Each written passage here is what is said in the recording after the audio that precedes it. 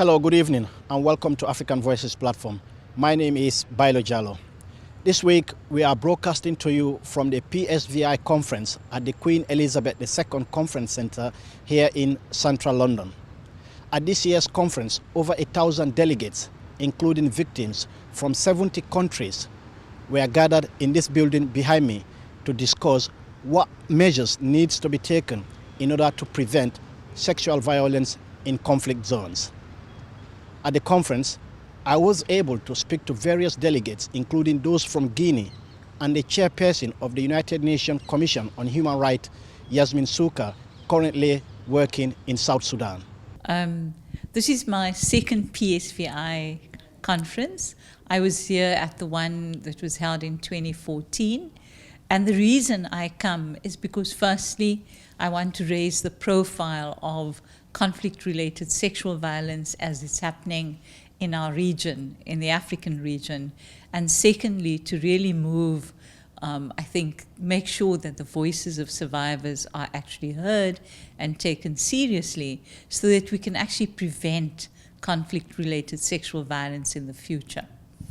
Speaking of violence or sexual violence and also preventing it, how vital it is in terms of conferences like this to highlight what is happening in countries like South Sudan. It's absolutely critical, and the Commission released a report in March this year to the Human Rights Council on what was happening in South Sudan. And of course, this morning we also talked about very specific actions that the government can actually take, because prevention is all, in my view, it's about accountability. And in fact, when we come here, what we raise is this question of accountability, but also support for the survivors. So I was really very pleased this morning to hear the UK Foreign Secretary announce that, in fact, there's a £1.8 million fund that they're setting up for South Sudan and another country. And what I hope we can do is persuade the Foreign Secretary that that money should be used to support the victims, support the NGOs in South Sudan who do incredible work in actually ensuring that health-wise South Sudanese women who suffer sexual violence are able to get some sort of care. And then, of course, the other question is access to legal support, because without criminal accountability, you are never going to prevent conflict-related sexual violence. And that is, I think, one of the big lessons I learned working both in South Africa and Sierra Leone almost, 20 years ago. So it's a very important issue and very dear to my heart. I'll come to Sierra Leone in a minute, being that I'm originally from Sierra Leone. But let's stick to South Sudan in the meantime. I was reading a press release that was released by your organization.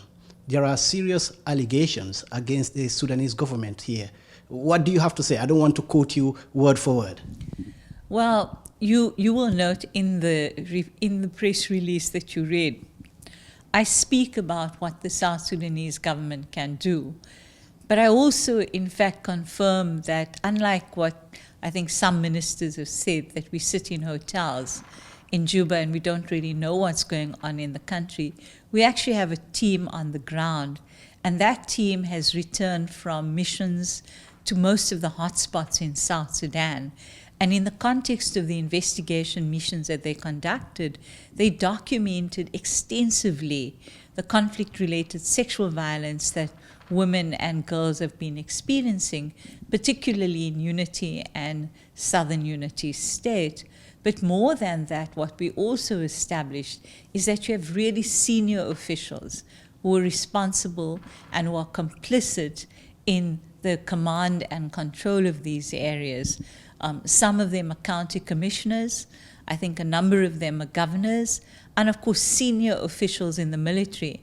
And so I'm saying, I know that the government is reluctant to agree to set up the hybrid court for South Sudan, but what can they do in the meantime?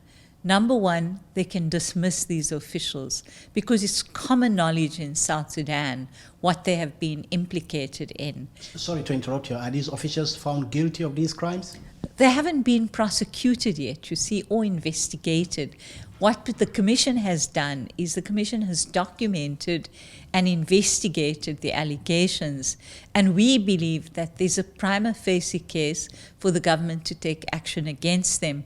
But that requires that the government exercises political will, and political will in suspending or removing them from office is a starting point, so that the survivors can actually see that there's some action being taken.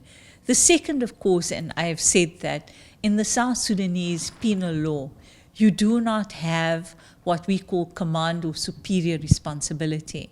And so when people have been prosecuted either by the military tribunals or the special sexual and gender-based violence court, it's the foot soldiers who are being prosecuted, but those who occupy high office are usually left alone.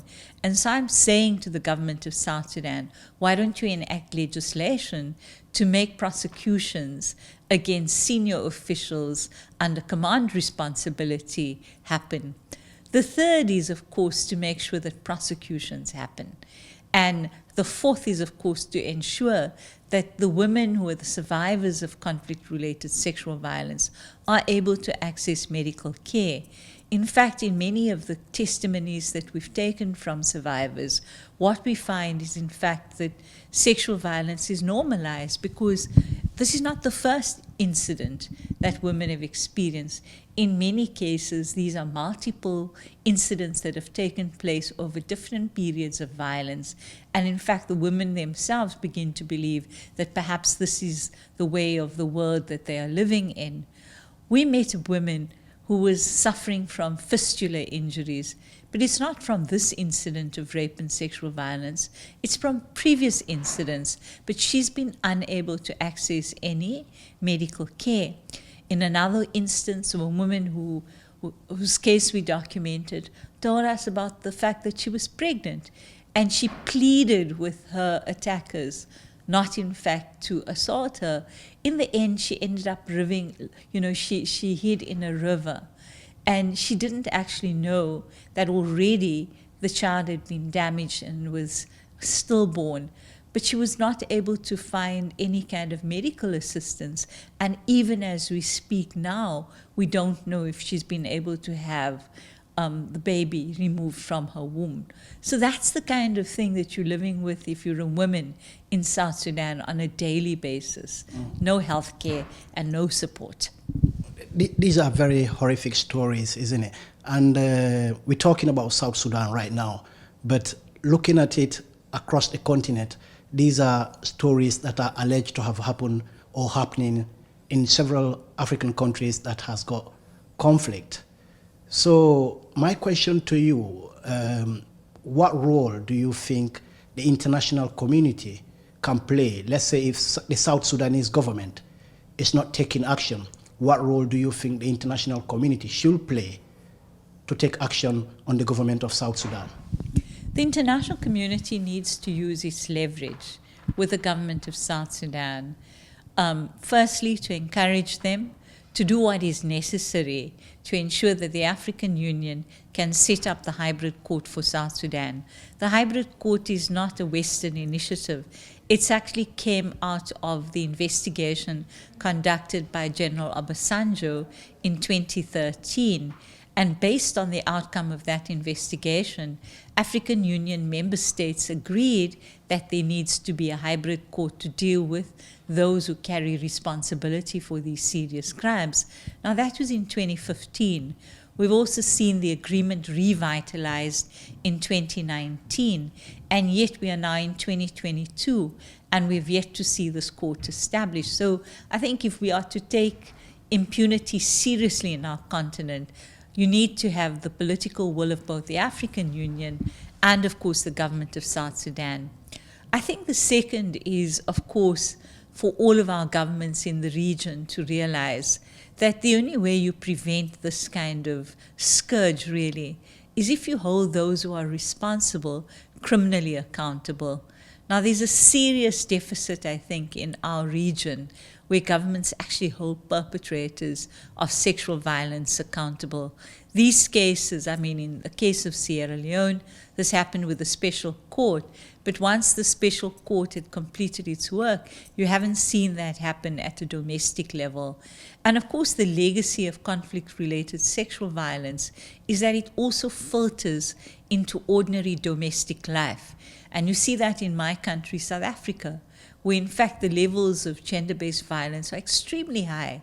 And in my view, if you speak to many of the women, they track it to impunity that even happened during the years of apartheid and colonialism. So unless we address these issues, unless we also focus on holding men and boys accountable, unless we focus on getting male champions to espouse the cause and to say this is not acceptable, we're never going to be able to get rid of this. But I don't believe that we just need training.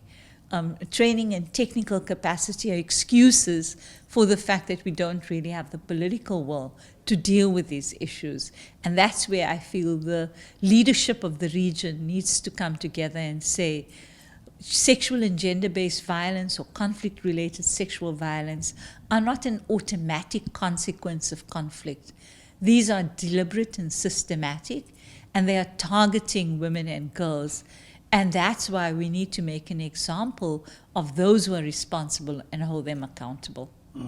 And listening to what you've just said, as a chairperson for the United Nations Human Rights in Sudan, do you think regional bodies like the African Union, SADC, ECOWAS, or the United Nations itself, you are doing enough?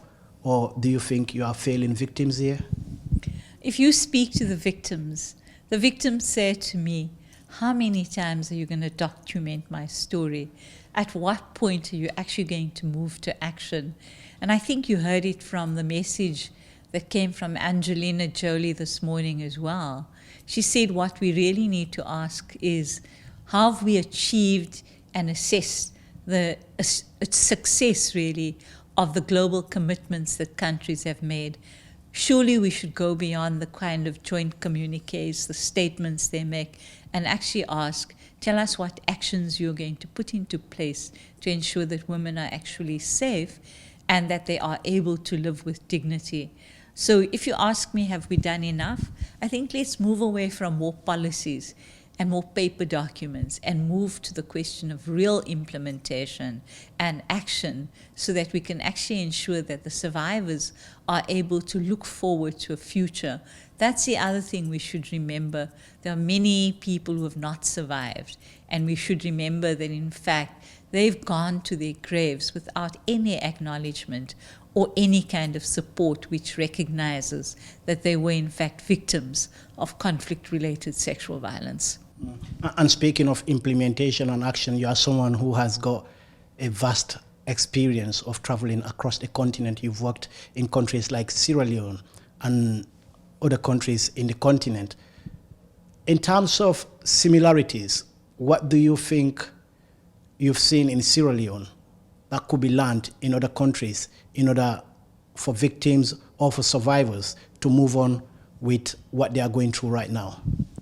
I was really impressed when I was in Sierra Leone.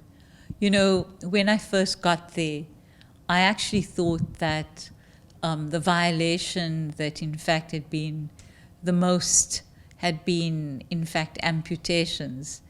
And then of course I learned when we started to document testimonies that in fact probably sexual violence during the conflict was in fact the major violation. And this included not just rape, but also violations like sexual slavery, and of course being taken colloquially as a bushwife. And then of course there was the question of stigma and what happened to children who were born out of that rape, because in a country where lineage is really prized, I think for many of the children, they were also abandoned on the streets because their mothers couldn't really return to the families they came from once they had a child. And I think that's a common pattern across the region. But I was also struck by the fact that women across the region are enormously resilient. And when we asked them what would they like to see, all of them spoke to this question of the low status of women in their particular country. And that is common across the region. The fact that we live in a very patriarchal society, the second that women can be married off without their consent, women also raised that they can't own property. If they divorce, they lose custody of their children. They can't own land. They can't inherit it from male family members.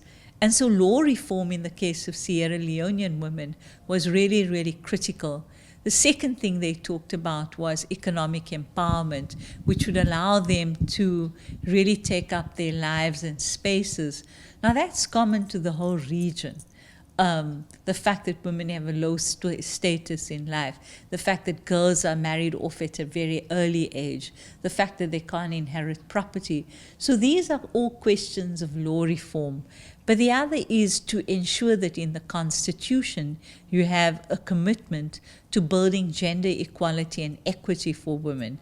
But then, of course, you have many countries in the region where we have perfect laws and policies, but at the end of the day, you don't have substantive equality. And this is something we also need to be working on. And yourself personally, can I ask, why did you pursue law? What motivated you to become a human rights lawyer or to be working in the United Nations?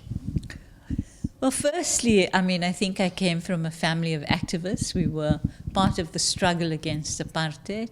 And in my view, I believe that law was an instrument that we could use to pursue justice, even in the face of the apartheid government and their atrocities.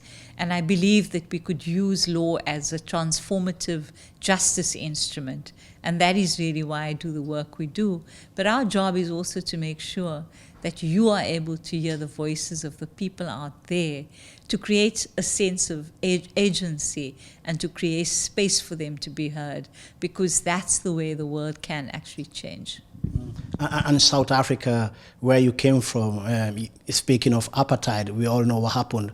We thought a lot has changed since then, but there is still that racism and violence in that country. How do you feel about it? Well, one of the things, sadly, that I still work on, I was a member of the Truth Commission, and when we completed our work, we handed over a list of cases to the democratic government to prosecute. And of course, it's taken 23 years for the government to actually take notice of what we've been saying and, in fact, to begin to implement the recommendations. And I believe we're a long way off from achieving the kind of society we envisage. But at the end of the day, all of us have to make a contribution. We can all stand and scream and shout, but it's what we do concretely to change our societies. And in my society, we are no different from the rest of the region. In fact, I think it's more disappointing because we believed we had a constitutional commitment to deliver change in our country. But sadly, because of the corruption over the last 10 years, we have not been able to achieve that goal. But we continue to do our work, actually. And lastly from me, what will be your message today to anyone watching your interview, especially those in power, leaders of Africa? Because being in a conference like this, we're just hearing those horrific stories, but most of those stories are in the continent. And as someone who comes from the continent, how do you feel about hearing these stories and, being someone from there? I'm one of those people who believes in hope and opportunity. And I believe that if our leaders were to realize the political will they have to make change happen, then of course they can change the societies we live in. But it starts with acknowledging the political commitment they make, that they govern not for half of the people, but they also govern for all of us. And that means that we need to make sure that they take this issue of impunity seriously and not regard women as collateral damage of war. This is a very targeted, systematic pursuit. It's tactical in the way in which they sexually assault women. And we need to make sure that those who are responsible are held accountable. And criminal accountability, in my view, is one of the ways we need to go. First of all, let's start with your reaction to the United Nations report that South Sudan is not doing enough to prevent sexual violence against women in the country. Well, as you're aware, we've just come out of war. We have signed a peace agreement, and in this peace agreement that we have, there is a whole chapter on transitional justice. Transitional justice includes punitive justice, includes restorative justice, includes truth and reconciliation. Those commissions are in the process of being established. Through those commissions, some of the elements of to do with human rights and to do with gender-based violence, conflict-related sexual violence, will be handled through those institutions. There is a hybrid court that is to be established. This is also a function of the AU to establish that hybrid court. In this hybrid court, there will be prosecution for those who are found to be guilty. Now, as of now in the government, you might have listened to me yesterday in the panel. The Ministry of Defense and the security sector, we have a standing committee that is working on and has a an action plan.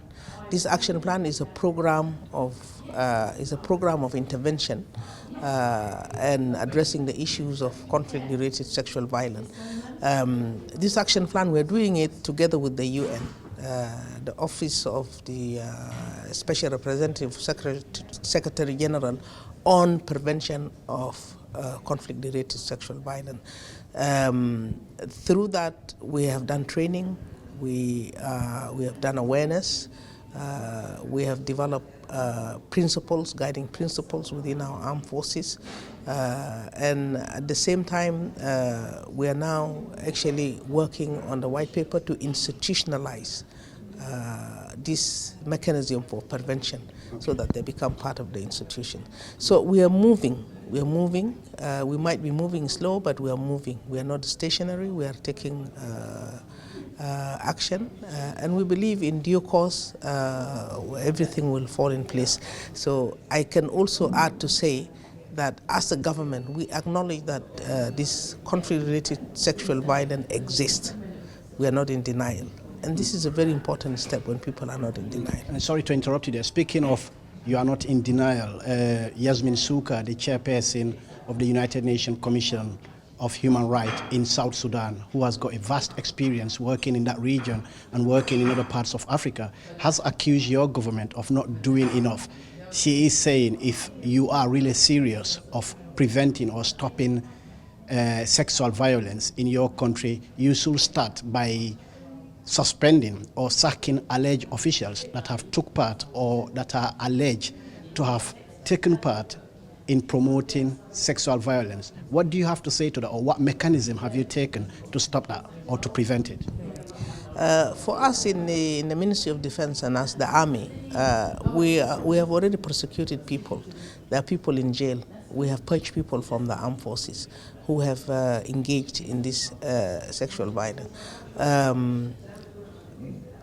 If Madam Sooka is speaking about what has been happening in Unity State, then definitely this is another story.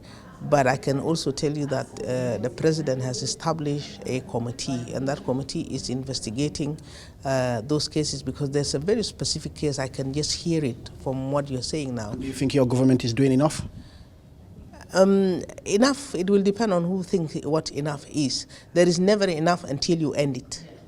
Enough will be when we finally prevent it, when we finally feel that, everybody, there's no threat, the threat is over, and impunity is ending. And we are ending impunity because we're taking people to court. But if you are taking people to court and you are working with those people as well in your government, they are still there. There are alleged people, that have taken part in impunity, but still working with your government. That's no action, is it? Those cases are being investigated. If the very specific case I told you now. While they are investigated, why not suspend them at least? Well, you investigate and then you prove, and once you prove, you now take action. Yeah, if you want to, if you believe that this is proven, then of course you wouldn't investigate. You form a committee to investigate so that you establish facts. So this is what I'm saying. A significant part of my childhood in the 90s was engulfed with fear. Fear of violence, fear of conflict, and frankly, fear of death. I remember very much hearing stories of rape and sexual violence during the civil conflict in Sierra Leone. I remember being scared by and scared from the thought of witnessing any one of my immediate family members go through such grave violence. That memory and thought was traumatizing. Back then, when my family ran into an unknown village during an attack on our city bow, I remember thinking that one day, when I could, I'll work to ensure that no child, no one, will have to live through that kind of fear. This is why when His Excellency President Julius Maada Bio appointed me as the Minister for Basic and Senior Secondary Education, I said yes, and I was eager for change. My team quickly took certain critical actions towards preventing sexual and all forms of violence in schools. We have focused on making schools safe in their totality and embedded similar messages in the curriculum so that other generations wouldn't go through what we did. From the minute a child wears a uniform and prepares to go to school, and until they remove that uniform at the end of the day, when they return from school, they are our responsibility. I believe that in the same way that violence is learned, so too can it be unlearned. That's why we have banned corporal punishment in schools and promote alternative positive discipline methods. Today, when I travel across the country, I hear parents tell me that they too have minimized or removed corporal punishment in their homes since we banned it in school. We have developed a policy on radical inclusion in schools and are completing a complementary comprehensive school safety policy. Everyone must be able to safely access and stay in school, whoever and wherever they are. We've developed a national referral protocol providing pathways for survivors so that justice and care could be received safely. For this, we work with other governments and local stakeholders. At the school level, we have a Reducing Violence in School Guide, which includes establishing and running school safety committees for preventing and responding to violence. Teachers are central to this. And thanks to the UK government's support, these messages are available and present nationwide.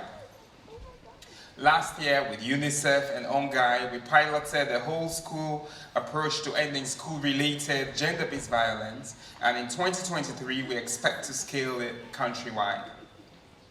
But there is still more to be done.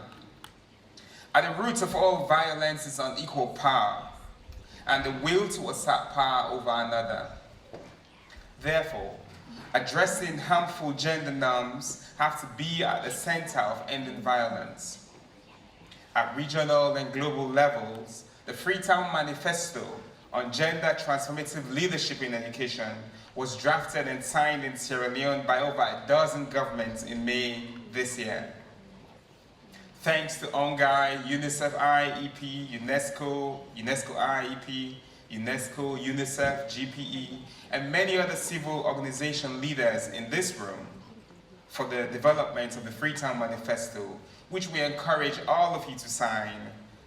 And it does explicitly ask that we invest in earmarked commitments to ending harmful gender norms in pedagogy and provide all reopened schools in conflict settings and emergencies with voluntary teachers and other learning alternatives, and provide safe temporary learning spaces for all girls affected by crisis. Education has the power to transform our world. equitable, quality education will not only equip our children with better and appropriate tools to solve our most intractable challenges, but a sustainable investment in education will also prevent violence and conflict and promote peace. So yi men ari ko tawde men tanjini men heɓay no gasa solo min d'abord ko ɓiɗɗo an wara ka stade alors hande ko men faalete ko sifa ɓeɗo yimɓe fof fewtu lagine ɓe fewta lagine ɓe wallito jama on ɓe wallito fii nde ñawore fuɗɗande nde ɓe wallito fii ɓe rewɓe doolaɓe e kala tampinaɗo ka stade ko ɗum men faalete ko ɗum simmi tout le temps de mi heɓi feere tawegol e mum womi aray toujours fii yewtugol yo jama on wonɓe gaaɓe yo wallito men international par ce que ko Allah e ɓen noon ɓuri men wallitade ha nde ñawore fuɗɗike nde ñawre ko fuɗɗi ɗo meɗen tori Allah yo nde yaw yeeso ha laaɓa pos harana yawgol ha gokkungo ñoƴƴite ko ɗum ɗon men tori gouvernement Laguine on ko ɗum men tori ministre justice on wata ɓe change carrément laawol maɓɓe ngol kaɓe anni ɗon yoɓe jokku ɗon par ce que hande international on fof no suti fi mum no faala yo ɗum ɗon laaɓo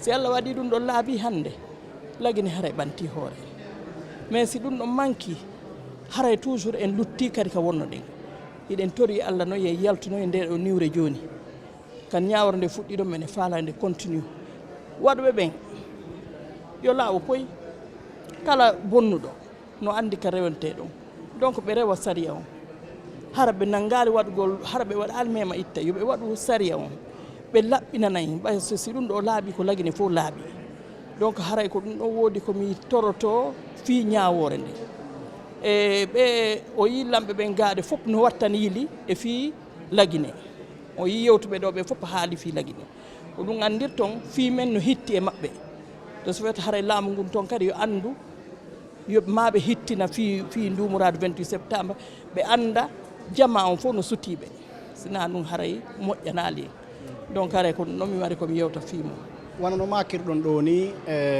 lamɓe boyino ɗo ɗen hay ministre de justice Laguine o mo tawa e délégation wonɓe ɓen ɗo on torike mo yoɓe geru guereteɗe ɗen fof ñawore nde yaaha nonde du'ira noon joni fuɗɗike giba fuɗɗi waɗi joni wano lewru e yi buy ñawama wano yimɓe jeetato no landede no woodi wano yimɓe tato ha nayo e nder 11 nanggano ɓen ɓe noddaka taw joni sofa ko no yirɗo mouradu no wonno yarirde bon no woni e yarirde noon meɗen tañƴini e wano procureur wonɗo ɗon on e sagata no wakkili meɗen tori Allah taw hara o changata hakkille makko ne par ce que no woni e gollirde noon koko kelɗi joni noon haray ko tortoɗen toujours ɓaymɗa andi mo be si tawi a ukkike e soñdia a ɗaɓɓay laawol no sortorɗa kono ko si laawol ngol no laaɓi si ngol laaɓa kara sortorɗa donc minen komin mari komin toro accusé ɓe koyoɓe accuɓe nunɗa hara ɓe tampinali justice Laguine o par ce que dara honno jaɓa ye jaltin o dossier Laguine naɓa mo nokkungo ko moƴƴi ko yo ñaawe ka men ɗum Guinée en fof yiya no woniri noon jama men on fof faama no woniri noon Allah walla en ɗum ɗo hara wattali hannden kadi hara hannden kadi ko teddungal e giggol wonata hakkunde Guinée mais si ɗum ɗo laaɓaali haray toujours ande soñdia on ko gooto ma ɓurtay to woni haray ñawore nde waɗi wano duuɓi 17 woni hono wirɗen noon ara noon si fuɗɗi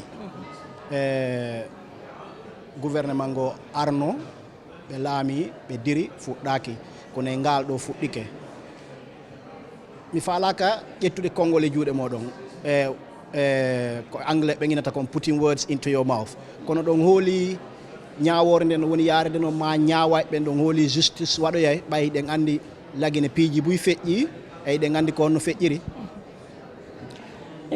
miɗo faami ɗum ɗon par ce que ɗon andi e ko wiɗon kon gouvernement feƴƴuɗo on gouvernement civil mumen tañƴinno ñaawa e ndumuraado ɓay min inni haray ɓay haray woni ko kamɓe ari après événement jiɗi ko honno ko militaire ɓen waɗi dégâts on donc minen tañƴinno kamɓe mom si ɓe ari ɓe wawa en fittande gonɗi kono tawi ɓe suusali ɓe wawali a wolay tu ɓe nawna e goɗɗo wol fiimu donc woniri noon ha ɓeeɗo ari ɓeeɗo ko militaire ɓe ni kam ɓe wawa ñawde so so fait haray ɗen tori Allah taw hara koko laaɓi fof wonne nder mum no ɓe engagé ri ɗon ni ɗe torɗen Allah koyo jokkir noon ha yalta laaɓa koye hara na ɗayni woni nder toon ɗum ɗon meɗen tori ɗum ɗon meɗen tori min le président actuel président o ɓay o inni o ñaaway meɗen torimo yo laɓɓin poyi par ce que si laaɓi ko kanko ɓurata hettude intérêt mum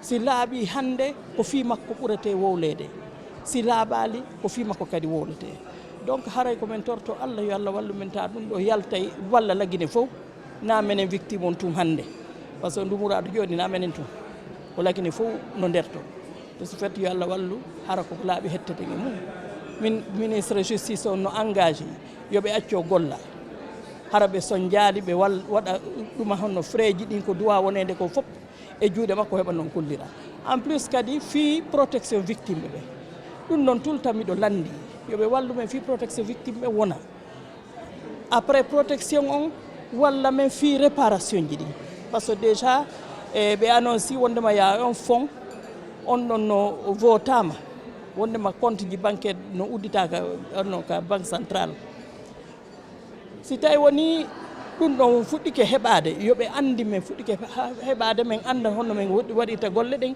noɓe yiira duwaɓe dankeɓe ɓen par ce que victime no nawni buy maayi doolaɓe ɓen haalotako woɓɓe goo harana worɓe goo proposition ji maɓɓe fof boni hiɓe wuuriri kara han de ce fait joni noon koɓe wallu men no ɗum ɗon laaɓira no ɗum ɗon heɓora victime e heɓa no yaltira o soñdia par ce que soñdia no ɗuuɗi buyi feƴƴini mum wona yento luttu e ɗum ɗo joni noon ɓay ɓeni ɓe waɗa réparation protection victime on e témoin ɗum ɗon ta hara laatoto et puis hara témoignage ɓe victime ɓe aroɓe témoigne ɓe yaltata yeeso jama on haray si waɗete ko waɗete à huis clos ko ɗum ɗon min toriɓe min faalaka e wonu goɗɗum ngo par ce que déjà victime ne woni traumatisé complètement ɓe woni traumatisé haysi ɓe ka palais de justice wonde haray ɗumanna ha min inni woɓɓe haysi ɓe arani ɓaywata tampimɓe ha feƴƴitakeɗo donc haray ko ɗum ɗon woodi ko min toroto kadi fayi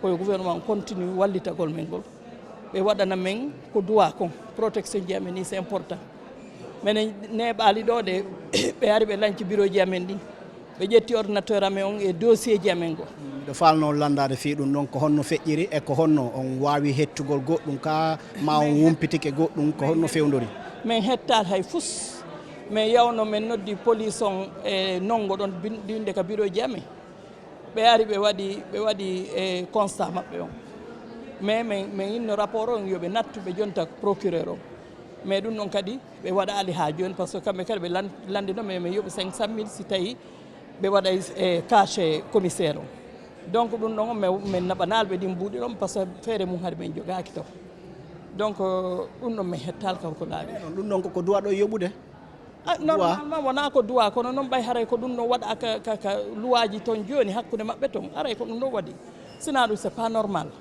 donc koko loi mo gouvernement on waɗi na police ɓen tun ƴami non gouvernement waɗa on loi fus mi nanali ɗo hari mi nanali mi anda non no gasa haray no waɗa men mi anda donc gon sengo ɗon minen protection amen o meɗen landi ɗum protection amen on ka bureau ji amen koɓe yeeɓe lanci ɗum ɗon kon hoore fi honɗum min anda o yiye woɓɓe noy na yandiɓe fena on ɓe suuɗu preuve ji ɗin duuɓi sappo e tati min feeta duuɓi sappo e tati meɗen yangade fi mum ko fiyo laaɓo de ce fait min tawetake ka bonata ko si laaɓay wona onon noon kadi ko honno wayro ɗo wona joni wona no makirɗon ni on piiri duuɓi buy fi ko suuɗi ko yo feññito fi yo laaɓo joni noon woɓɓe no accusé on ma no toñude on wiya on faala suuɗude preuve ji ɗin gongaji ɗin fi wota yaltito en tant que victime wona no makirɗon ɗo ni onon ko ɓiɗɗo mon warano ko honno ɗum ɗo woniri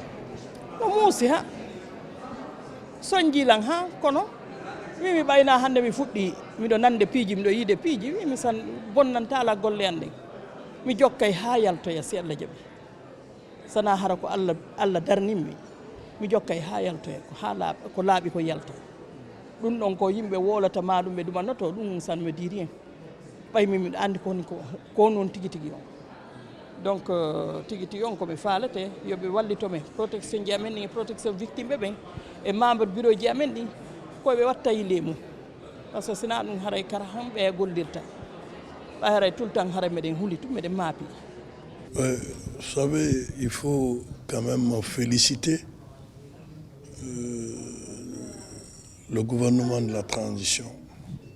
Il faut féliciter les actions de Monsieur le Président de la transition, qui sont les actions basées sur la politique inclusive de protection des victimes. Vous savez, pour qu'on puisse parler de protection des victimes, il faut déterminer le cadre juridique légal par rapport à cette protection. La première fois dans l'histoire de notre pays, les personnes qui sont victimes de ces violences sexuelles, les personnes qui sont victimes et les témoins oculaires, y compris des personnes à risque qui évoluent sur le terrain judiciaire, n'ont jamais bénéficié d'une loi de protection. Aujourd'hui, la République de Guinée s'est dotée d'une loi de protection des victimes, des témoins et des personnes à risque. Donc le cadre légal est déterminé. Cette loi permet aujourd'hui de demander à l'État toute la protection qu'il faut pour ne pas que les victimes, les témoins qui vont être des acteurs de ce procès et d'autres procès d'ailleurs ne puissent pas être inquiétés à raison des témoignages qu'ils formulent auprès de ces juridictions et que cela soit pendant et avant le procès.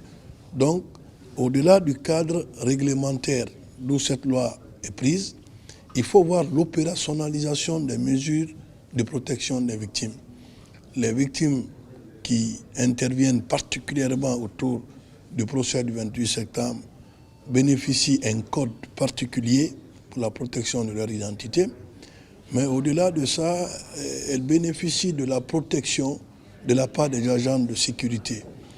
Elles sont, si vous voulez, cortégées à chaque moment où elles doivent participer au procès par un cortège d'agents de la gendarmerie et de la police. Elles sont rassurées également que, côté de tout ce processus, ce mécanisme de sécurisation, le département de la justice, à travers le garde des Sceaux, ministère des droits de l'homme que je suis, nous prêtons une oreille attentive par rapport à toute situation visant, si vous voulez, à saper leur morale par rapport à tout ce qui est comme possibilité pour elles de bénéficier d'une justice impartiale, équitable. Cela n'occulte pas, bien entendu, le respect de la présomption d'innocence qui bénéficie aussi, disons, les personnes qui sont présumées avoir commis ces faits.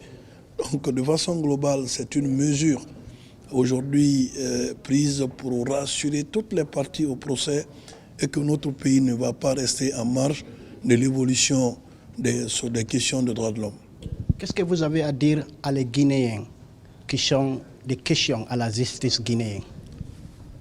C'est la présence de la Guinée à cette rencontre internationale où il nous a été permis de prendre la parole est la preuve que le travail qui est en train d'être fait à l'interne par les autorités de la transition sont visibles au-delà de nos frontières. Il faut quand même leur dire que la justice guinéenne, qui n'est pas une justice qui est en dehors des réalités sociales et politiques du pays, ne ménagera aucun effort à apporter des réformes nécessaires pour que le citoyen lambda, au niveau des confins de Zérékoré, de l'Abbé, au niveau de la Moyenne Guinée, de la Basse Guinée, bref, de la Haute Guinée, de la Guinée tout entière, puisse avoir confiance en la justice. Cette justice qui est en train de renaître de ses cendres, cette justice qui, comme je le dis souvent, qui rassure, qui sanctionne, qui protège, mais une justice aussi qui a un visage humain dans la limite de la loi. Donc c'est pour vous dire que la Guinée est désormais repositionnée sur le plan international. C'est pourquoi elle est écoutée, elle est demandée, elle est sollicitée pour pouvoir quand même expliquer devant la communauté internationale sa position sur des questions de violences sexuelles en lien avec les conflits armés. Et pour finir, qu'est-ce que vous avez aussi à dire à l'international, à la communauté internationale pour la Guinée par rapport à l'approche à l'ère là qui continue pour avoir justice en Guinée? Non, vous savez, comme je l'ai rappelé, l'obligation de la communauté internationale aujourd'hui, c'est que c'est une obligation de solidarité vis-à-vis de tous les pays qui œuvrent dans le cadre de la lutte contre la violence sexuelle sous toutes ses formes. Vous savez, notre pays, la République de Guinée, n'échappe pas à une réalité. C'est que les questions de violence sexuelle qui sont multiformes, je vais parler de là, des agressions sexuelles, des harcèlements, les mariages précoces, toutes diverses formes, notre pays, à l'instar des autres, n'échappe pas à ce phénomène. Mais ce qui est plus important, c'est qu'il faut l'appui de la communauté internationale. Quand j'appelle de l'appui, c'est la mobilisation des ressources financières nécessaires dans le cadre de la prévention. Parce que c'est bon de parler de la répression de ces violences sexuelles, mais il est encore plus important pour la communauté internationale de jouer ce qu'on appelle sur la prévention en mettant tout en œuvre les moyens qu'il faut. Aux ONG, ce n'est pas seulement du côté de l'État, aux organisations non gouvernementales pour les aider à pouvoir détecter et à pouvoir porter à la connaissance des autorités étatiques du monde entier ces phénomènes qui souvent placent les victimes dans une position de stigmatisation, dans une position de marginalisation sociale. Il faut que la peur quitte le camp. Les victimes de ces violences sexuelles doivent compter sur l'État. Elles doivent compter sur la justice. Et la justice aujourd'hui étant la boussole dans notre pays, je crois qu'elles sont rassurées puisque l'action du gouvernement, elle est concrète, elle n'est pas anodine. Il faut encore une fois de plus le dire que nous sommes résolument engagés à plus que jamais pour que notre pays, la Guinée, soit dans le concert des nations qui œuvrent à la lutte contre la violence sexuelle, surtout en lien avec les conflits armés à travers le monde. That's it from the conference. I'm Baillor Jalloh. Thank you for watching. Until next week, you have a very good evening and a very good week.